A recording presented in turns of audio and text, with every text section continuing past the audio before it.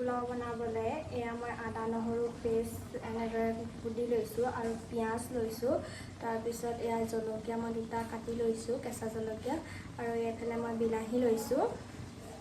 আৰু এয়া মই কাজু আৰু খিচমিচ লৈছোঁ আৰু তেজপাত দুটা বা তিনিটা লৈছোঁ।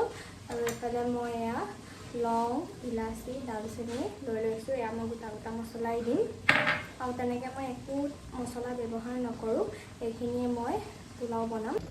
মই সাধাৰণতে পোলাও কুকাৰতেই বনাওঁ। আপোনালোকে ক'ত বনাই জনাবচোন, কাৰণ মই এইটো কাৰণেই কুকাৰত বনাওঁ। আমাৰ ঘৰত মানুহ যিহেতু তিনিজনৰ কাৰণে ইমান বেছি বনাব লগা নহয়, সেইটো কাৰণে মই কুকাৰ ইউজ কৰিয়ে ভাল পাওঁ। আৰু কুকাৰত বনালে মানে সহজতে হৈ যায়, সেইটো কাৰণে মই কুকাৰটো ব্যৱহাৰ কৰোঁ। আৰু বনাই থাকোঁতে মই ভাবিলোঁ যে ভিডিঅ'টো আপোনালোকৰ লগতো শ্বেয়াৰ কৰোঁ। মই এয়া এটা কুকাৰ পাতি লৈছোঁ, তাতে মই তেল দি গৰম হ'বলৈ দি ল'লোঁ।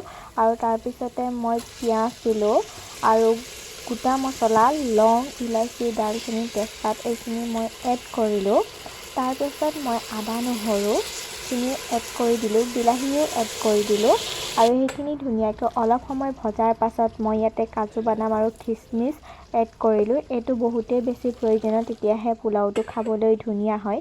সেইখিনি ভালদৰে ভজাৰ পাছত মই ইয়াতে চাউলখিনি এড কৰি দিলোঁ। আৰু পোলাওটো খাবলৈ ধুনীয়া হ'বলৈ বা মিঠা মিঠা হ'বলৈ মই ইয়াতে অকণমান চেনি ব্যৱহাৰ কৰিলোঁ। আৰু মই ঘিউ আৰু নিমখ এড কৰি ধুনীয়াকৈ পানী দি লৰাই এয়া কুকাৰটো মই এটা মিডিয়াম ফ্লেমত চিটি হ'বলৈ এৰি দিলোঁ।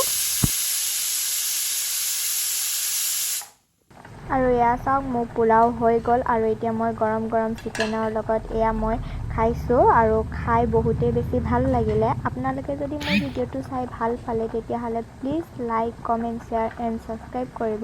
আজিলৈ আহিছোঁ, আকৌ আপোনালোকক নতুন ভিডিঅ'ৰ সৈতে লগ পাম।